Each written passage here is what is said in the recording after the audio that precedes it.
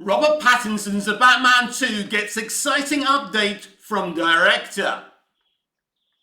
As The Batman Part 2 looks to move further into development for the DCU, it's not part of the DCU, director Matt Reeves updated fans with some exciting personal news.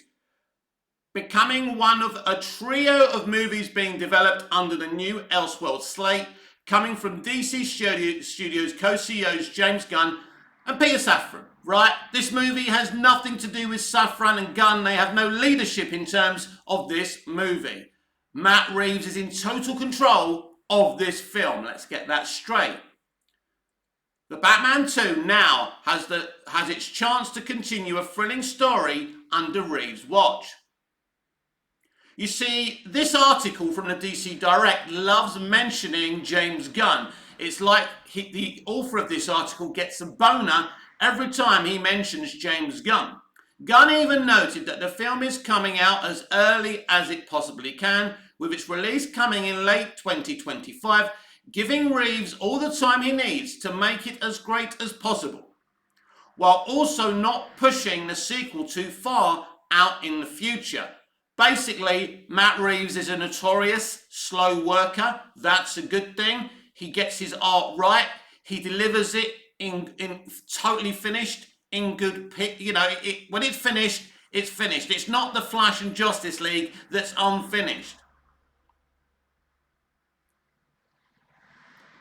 Speaking with Roger Deakins and James Deakins on the Team Deakins podcast, the Batman Part 2 director Matt Reeves shared that Greg Fraser will serve as the cinematographer for the DCU Elseworlds sequel, which is great news. He's a great cinematographer.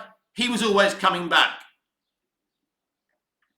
Fraser also held the position of director of photography on Matt Reeves' first The Batman movie, which arrived in 2022, and his visual work was praised by fans and critics alike.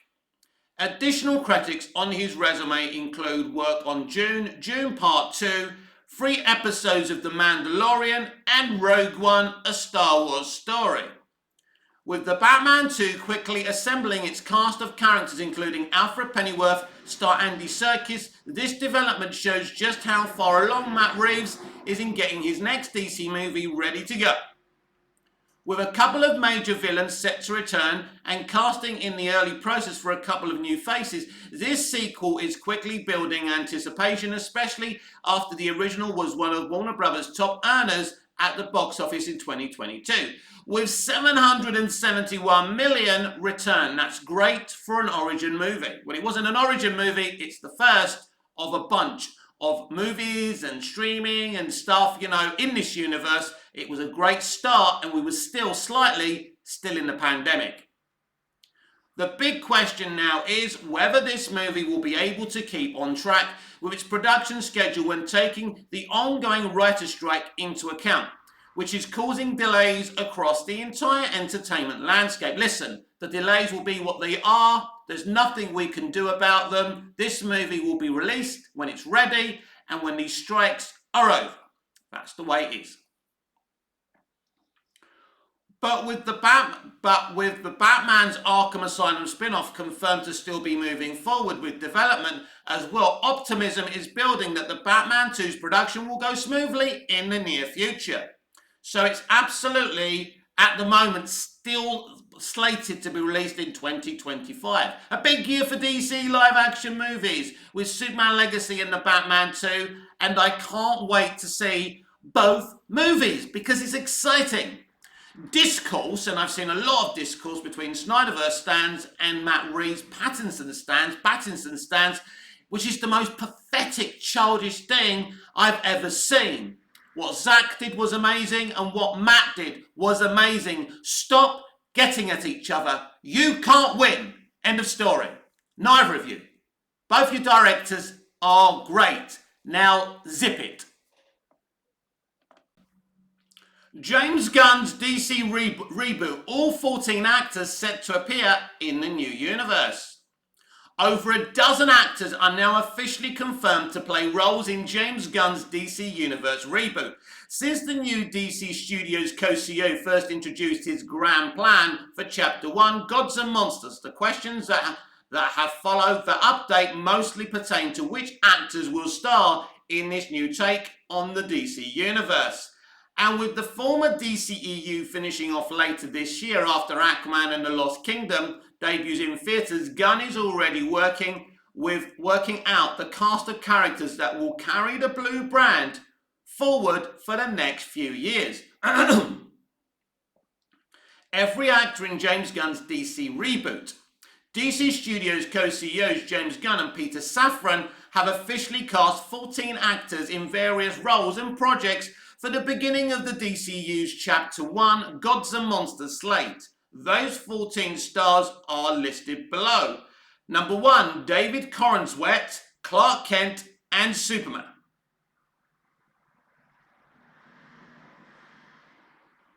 Number 2, Rachel Brosnahan, Lois Lane. So his first appearance as this character will be in 2025's Superman Legacy, with Gunn himself directing and writing the movie as Corenswet embodies arguably DC's biggest superhero. On Rachel Brosnahan's Lois Lane. Along with Corenswet, Superman Legacy will introduce a new Lois Lane played by Rachel, who beat out a couple of other big names for the role as she takes over from the DCEU's Amy Adams. Amy, a brilliant Lois, Amy, a brilliant actor, and so is Rachel. So that's great. Greatness takes over from greatness, and that's great. Brosnahan is best known for her role as Miriam Maisel in the award-winning The Marvelous Mrs. Maisel. I've got to check that out. With her now taking on a new version of Lois as she works her way through the Daily Planet and her relationship with Clark Kent. Number 3, Viola Davis, Amanda Waller. After appearances in both 2016's Suicide Squad and 2021's The Suicide Squad, Viola Davis will be one of a handful of stars from the old era reprising her role, playing Amanda Waller once again in the new DCU. She was also in Peacemaker, and obviously she's going to be in Waller as well. She has been confirmed to lead the way in her own Max series, Waller, and she'll likely be seen in other movies and streaming series as well across the DCU. Number 4, Frank Grillo, Rick Flag Sr. I really like Frank. I like this casting as Rick Flag Sr. Now, he will be in the animated series Creature Commandos, but he'll play that character also in live action. Anyone asking, is James Gunn the right man to do DC? Well, this concept is very, very clever. So far, so good. Moving over from his role as Crossbones in the MCU, Frank Grillo will work with Gunn in the animated Creature Commandos series coming to Max somewhere in 2024. Grillo became the first actor confirmed to jump into Gunn's DCU, taking on the role of Rick Flag Sr., the father to Joel Kinnaman's Rick Flag Jr., who appeared in both of the DCEU's Suicide Squad movies. With the entire Creature Commandos group, James Gunn has been clear about his plan for the animated voice actors to play the same roles in live action, with an unknown member of the team set to appear in Max's Waller. Ooh, so one of the members of Creature Commandos will actually appear in Waller. Didn't know that. That's exciting. 5, Maria Bakalova, Princess Ilana Rostovich. Right. Following her MCU debut as Cosmo, the space dog in the Guardians of the Galaxy Holiday Special and Guardians of the Galaxy Volume 3, Maria Bakalova will follow Gunn to the DCU in Creature Commandos. She was announced to be playing a new character named Princess Lana Rostovich, who seemingly comes as an original creation that will make her debut under Gunn's watch in the DCU. Number 6, Indra Varma, the Bride of Frankenstein. Most recently seen in the Obi-Wan Kenobi series from Star Wars, Indra Varma will move into the DC universe to embody the Bride of Frankenstein in Creature Commandos. A very, very recognizable actor. It's another great piece of casting.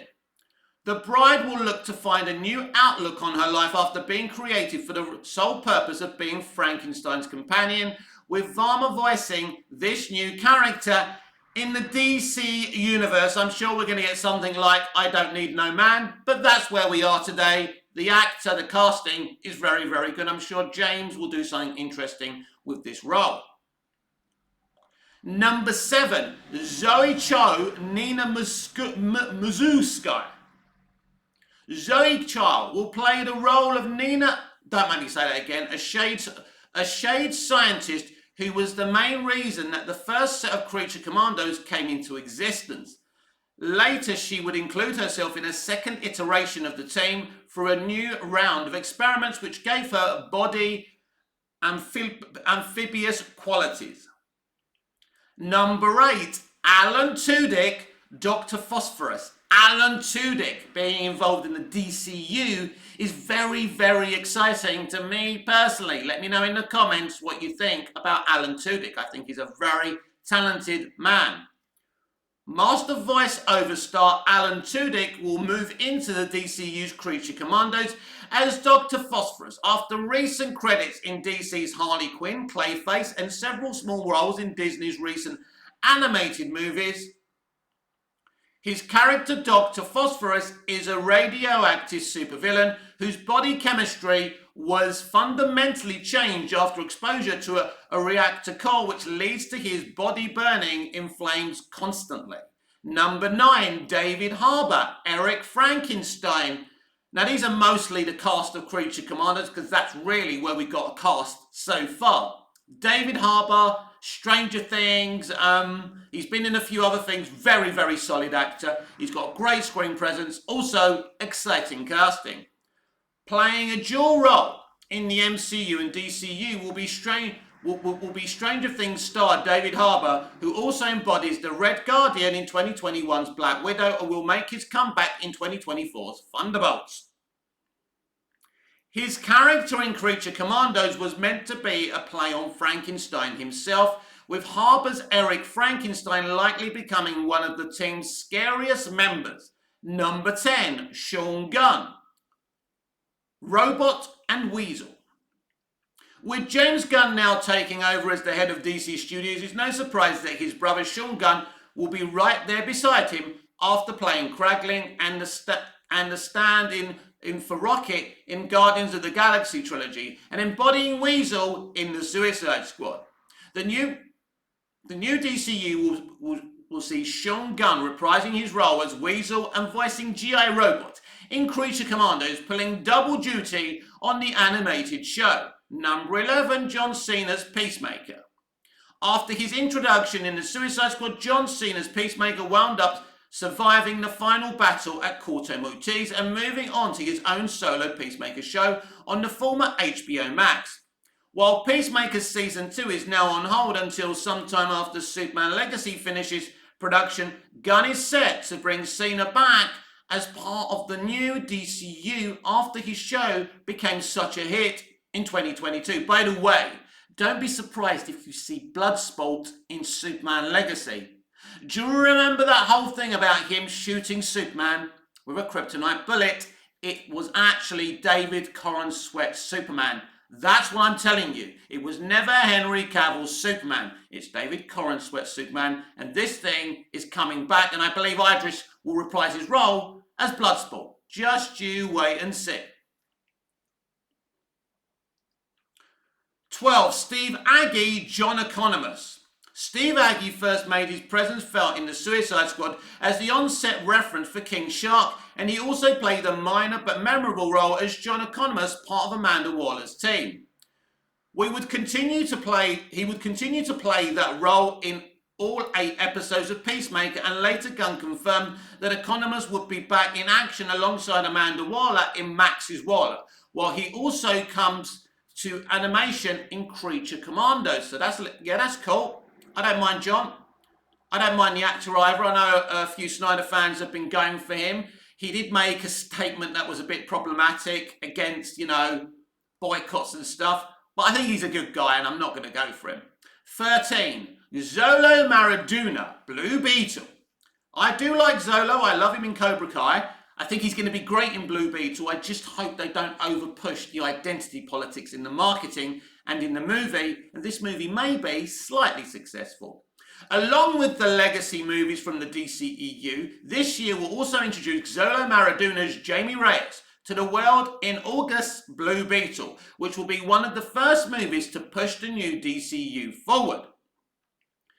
Gunn noted that Blue Beetle will be the first DCU character to arrive under his watch, which leaves plenty of questions about his future in the overarching story. 14. Jason Momoa? Although Aquaman and the Lost Kingdom will close off his current era of DC storytelling, it won't be the end for Aquaman actor Jason Momoa, who's spoken with Gunn about continuing in this new universe.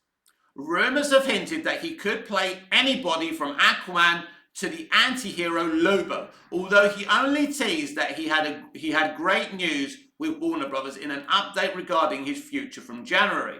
The first DCU project to release will be Creature Commandos, coming to Max in 2024. Let's round this out by talking about Jason Momoa. Everybody loves Jason Momoa's Aquaman. No one would be upset if Jason Momoa continued as Aquaman and as Lobo, because you're barely going to recognize him as Lobo anyway. And that, maybe, I don't know, maybe it'll be a multiversal thing. But because they're doing, is this DCU going to be just centered on one Earth, or will it be a multiverse kind of franchise? I don't know. But you can have Jason Momoa as Aquaman and as Lobo, because as I say, you're not going to recognize him as Lobo. The makeup, he's going to look so dramatically different. And I've been wanting to see Lobo in a Superman movie for years. This is going to be very exciting to see him on screen with Superman. Expect Logo and Jason Momoa in Superman Legacy 2. Can't wait for this movie. I really can't. Love you, Henry. Love you, Zach. But I can also look forward to the future as well. Now, I don't actually think that Jason Momoa will continue to play Aquaman. I do believe he will play Lobo. And I think that's a good thing, and I think we're going to get a more comic book accurate Aquaman. I had no issue with a man from Hawaii playing Aquaman. But clearly, they've made the decision maybe to do a more comic book accurate version of the character. And I'm all for that as well. But Jason Momoa has been a great Aquaman. Let's talk about Kiersey Clemons, who plays Iris West in the DCEU. We last saw her in the Flash movie, and she didn't exactly have a great time making this movie. Not because of Andy Muschietti, not because of Ezra Miller directly, because she classes Ezra as a friend, but this is what she had to say.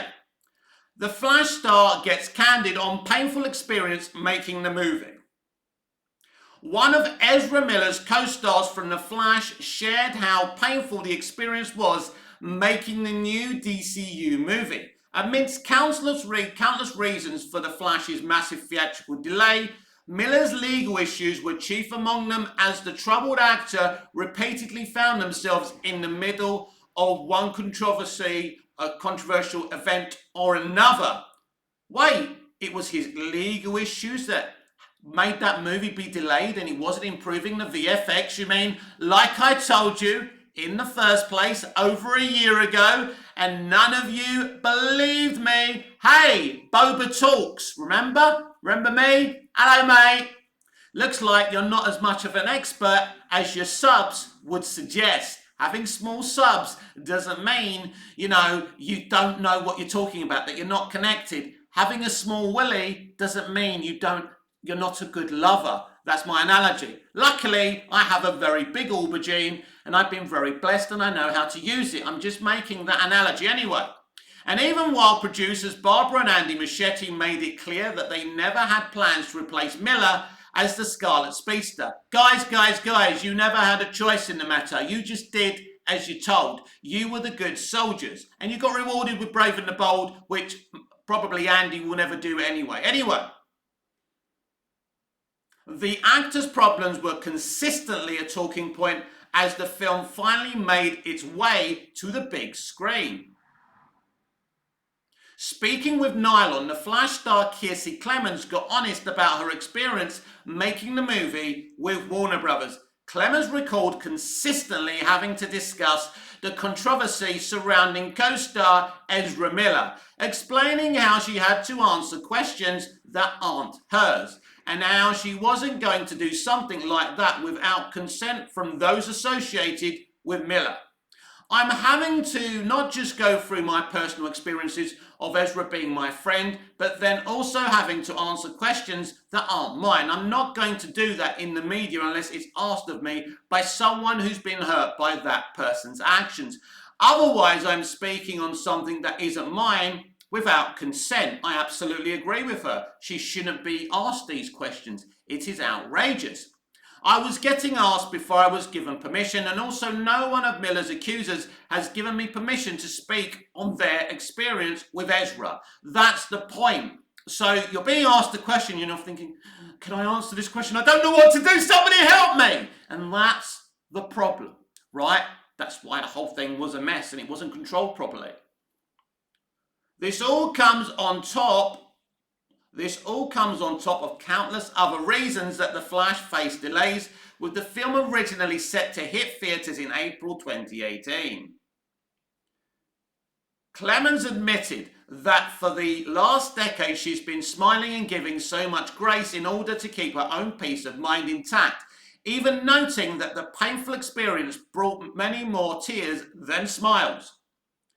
Now, that's the movie. Now that the movie's out, I feel like for the last nearly 10 years, I've just been smiling and giving so much grace. I think it was to protect my peace of mind. Now I can finally say and admit this whole thing made me cry more than it made me smile. I think I only smiled over this thing at the premiere.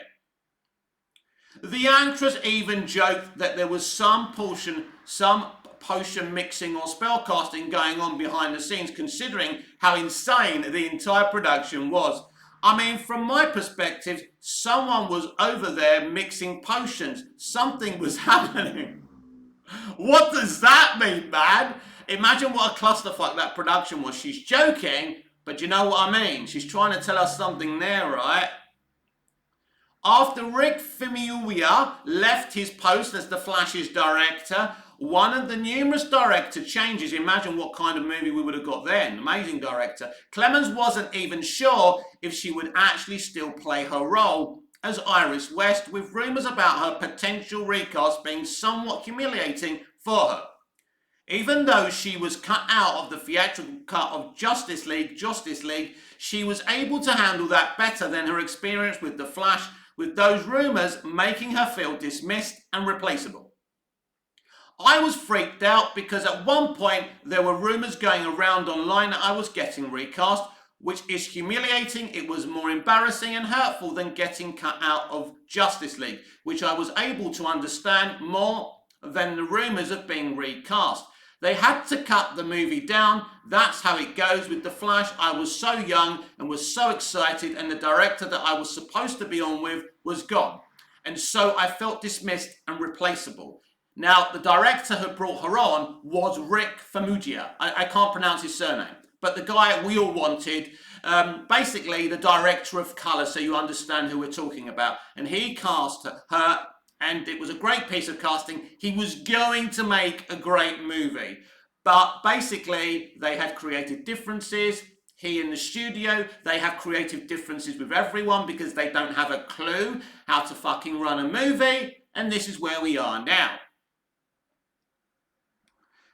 It's no secret that making The Flash came with more than its fair share of challenges for Warner Brothers, as Kiersey Clemens noted in November 2021, that it felt weird and it didn't feel real actually completing production.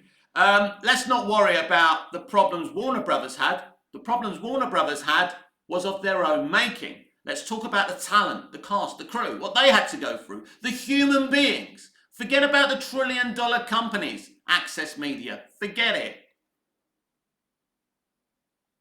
She even noted more recently that watching Ezra Miller endure so much criticism through their controversy felt really unfair. It's not unfair. We saw on camera, Kiersey, they were throttling a young woman. And then there's the things that they actually were charged for. It's not unfair. Now, maybe it's a little bit unfair to be harsh, judged all over again. but they're a famous actor. That's how it is, I'm afraid. If you don't want that kind of, judgment, don't be famous. It's simple. Sit on a rocking chair, make enough money so you can have a can of Coke, smoke some cigarettes, have some crisps for lunch, but if you want these big gigs, you've got to conduct yourself in the right way. And that it was hard watching that. So for so long before The Flash hit the big screens. Clement isn't the only actor from this movie to comment on how difficult it was to watch the Miller scenario unfold, with Zod actor Michael Shannon also admitting that it was difficult to talk about after enjoying his experience with the leading actor.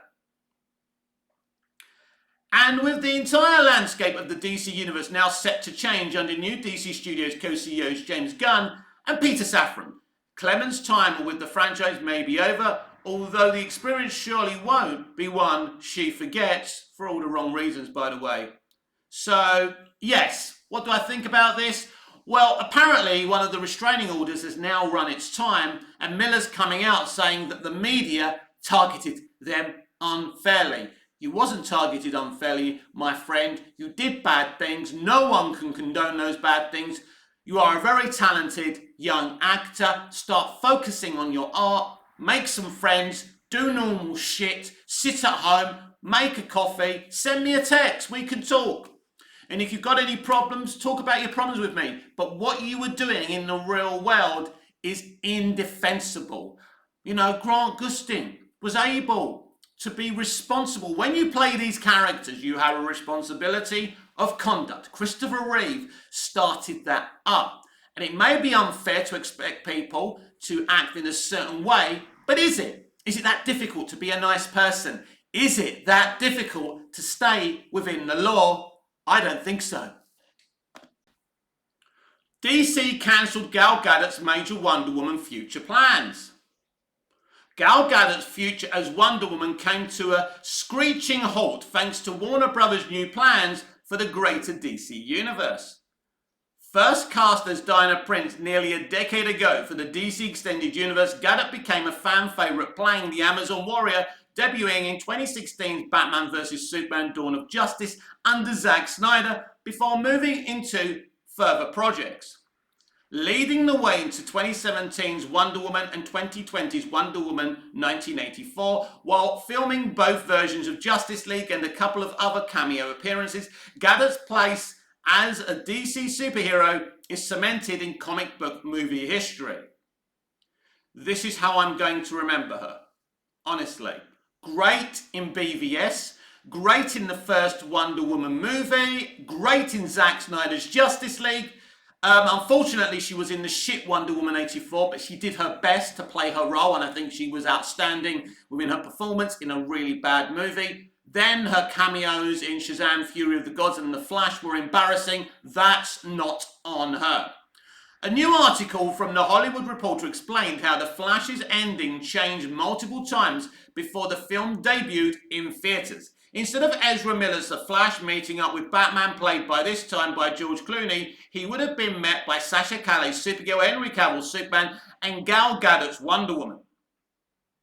This would have set up Cavill for a new solo Superman movie after his cameo in Black Adam, with the hope that Calle would also return as Supergirl down the road, even after she met her end fighting Michael Shannon's General Zod.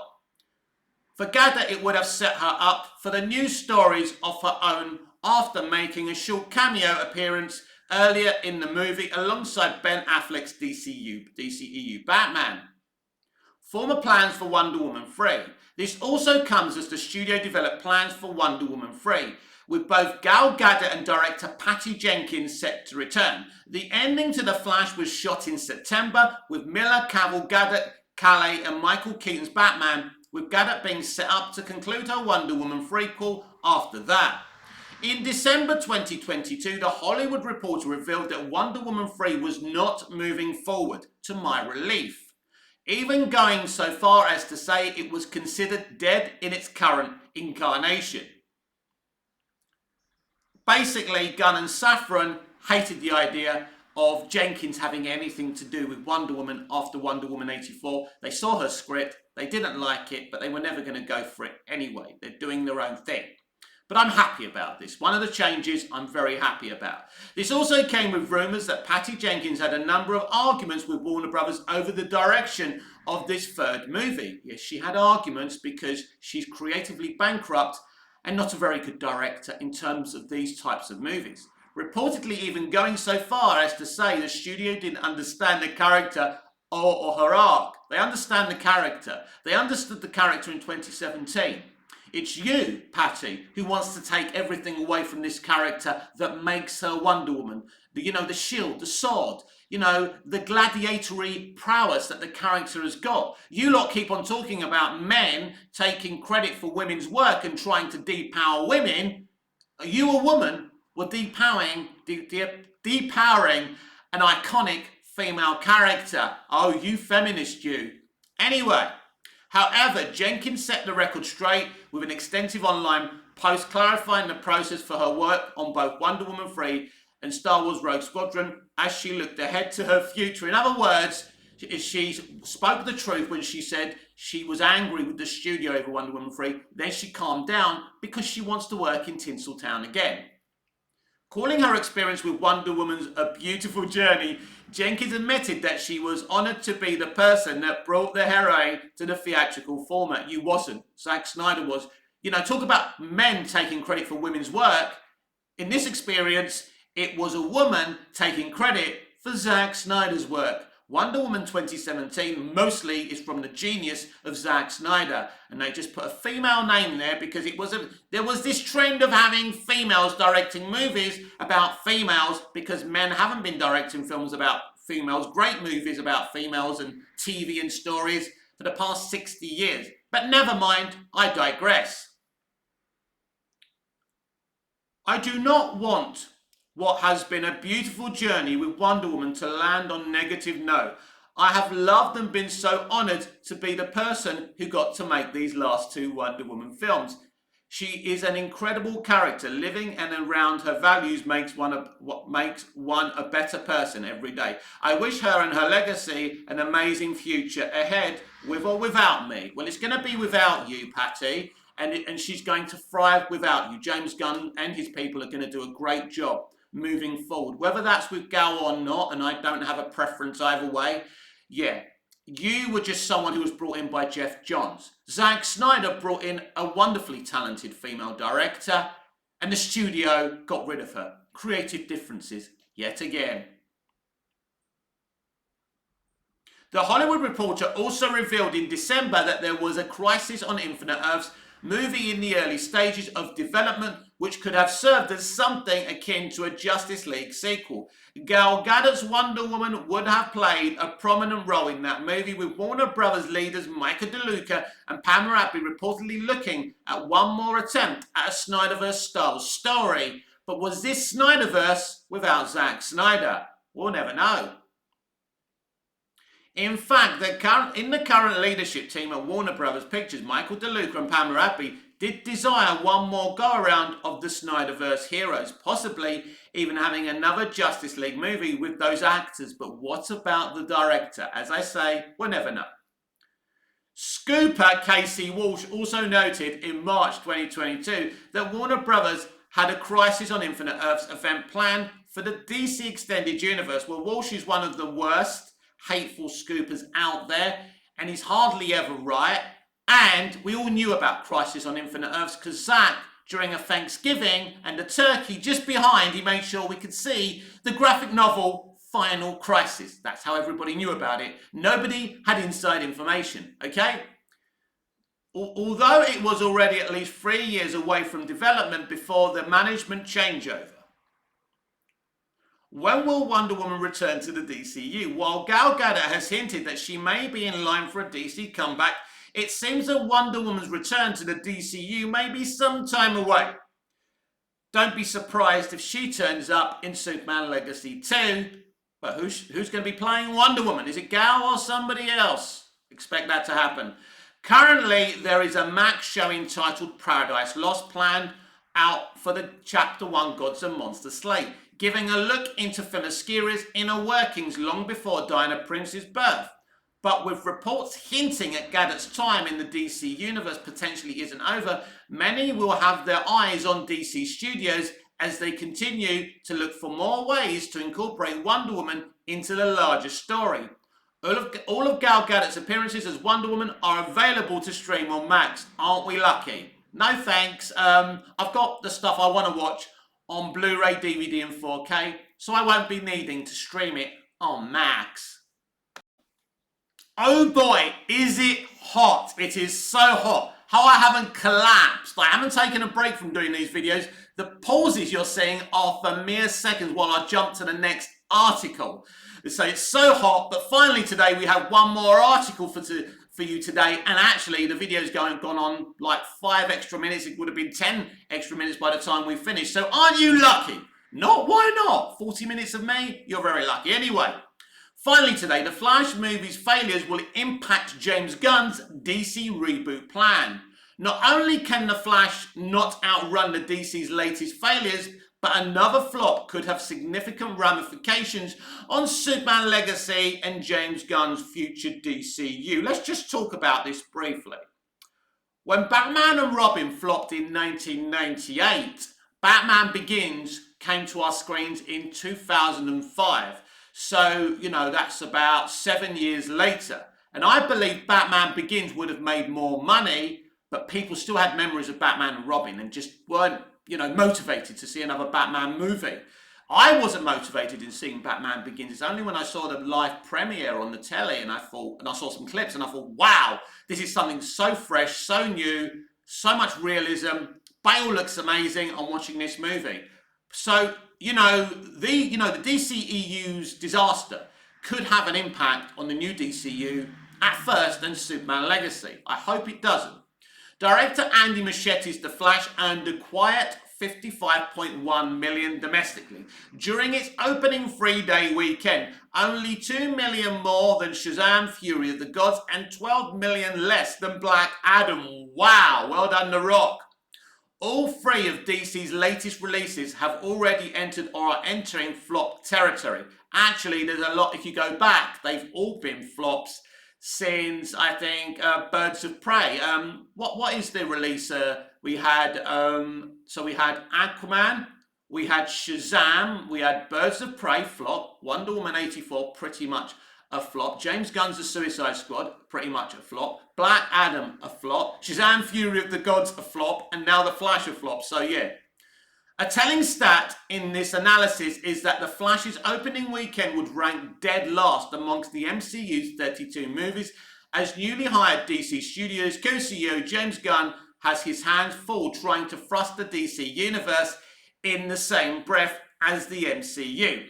I blame Walter Hamada entirely for this mess. He was put in charge, he created a mess, he tried to create the DCU, and it didn't work. I'm not blaming James Gunn. He should have left the DCEU alone and just started his universe again without any tie-ins. That was a mistake, but I don't think that had a bearing on The Flash failing. I think, some people want to go for James Gunn because it suits their agendas, but I think that it's being disingenuous with the facts. And no one's mentioning Hamada anymore. Funny that. Marking another costly DC film that probably won't make a return on the investment, which it won't, The Flash's $220 million budget is the 6th highest costing DC film. The full list can be seen below. Justice League, $300 million. Now, when they say Justice League cost $300 million, are they talking about Justice League or both Zack Snyder's Justice League, the original production for Justice League? Who knows? Because I think it's probably more than that. Batman vs. Superman Dawn of Justice, $300 million. Now, important to understand that Batman vs. Superman Dawn of Justice made that money back and then some with an $850 million global box office. So let's not get it twisted. Black Adam, $260 million. So it made around $400 million, just under. So basically it got its money back. I suppose it didn't really make much of a profit, but, at least it didn't lose money. The Dark Knight Rises 250 million. So that film made about $1 billion, so that's fine. Man of Steel, 225 million, a very expensive movie. Zack's movies are expensive because of the technology he uses.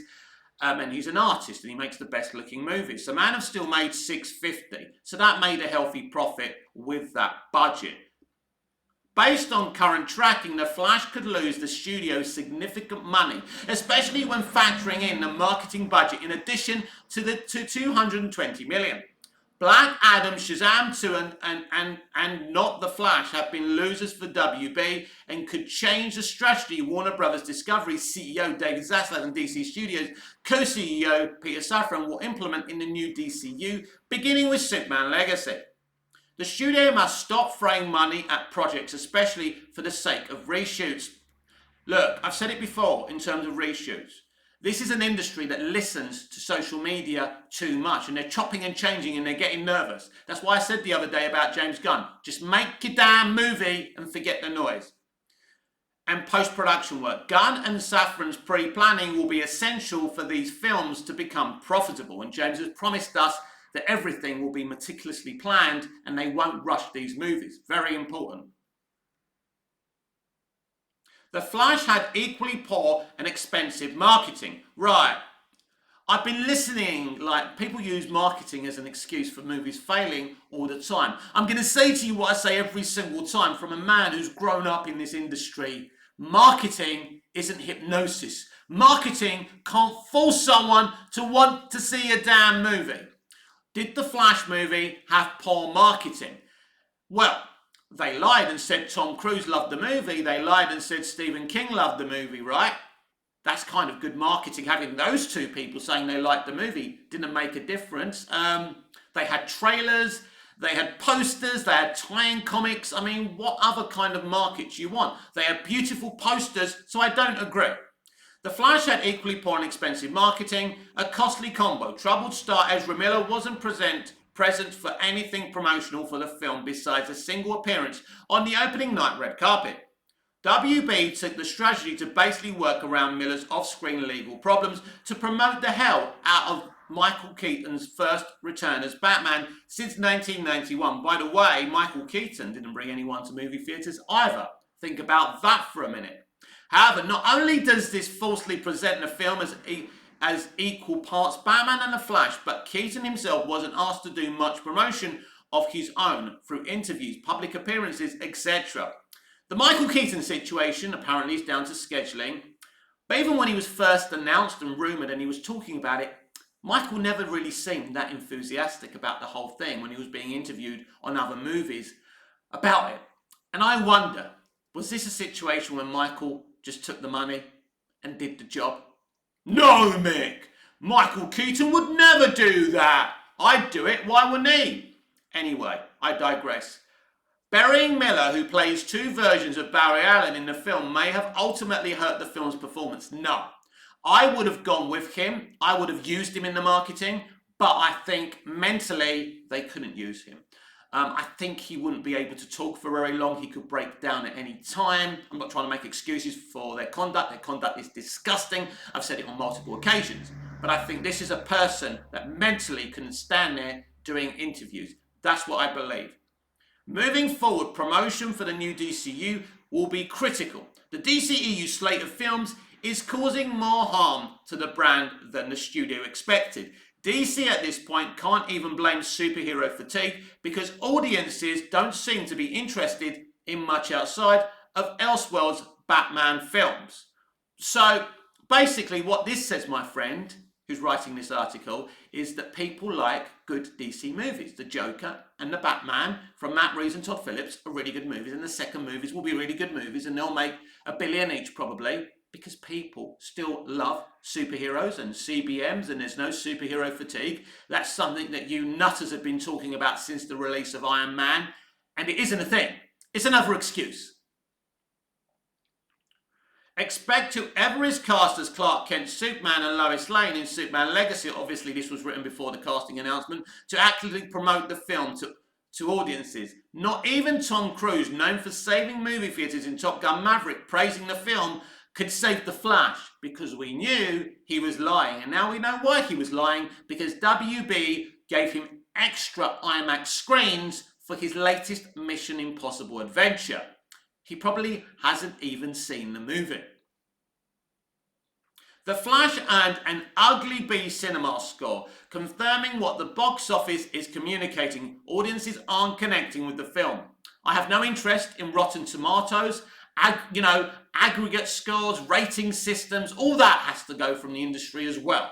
These rating systems are not helping the situation. People looking down their trousers and saying, the film I love made $1 billion. Well, the film you love only made $500 billion. It's pie-eating mentality. I don't care about cinema scores. I don't care about Rotten Tomatoes scores. I care about the quality of the entertainment that I'm watching.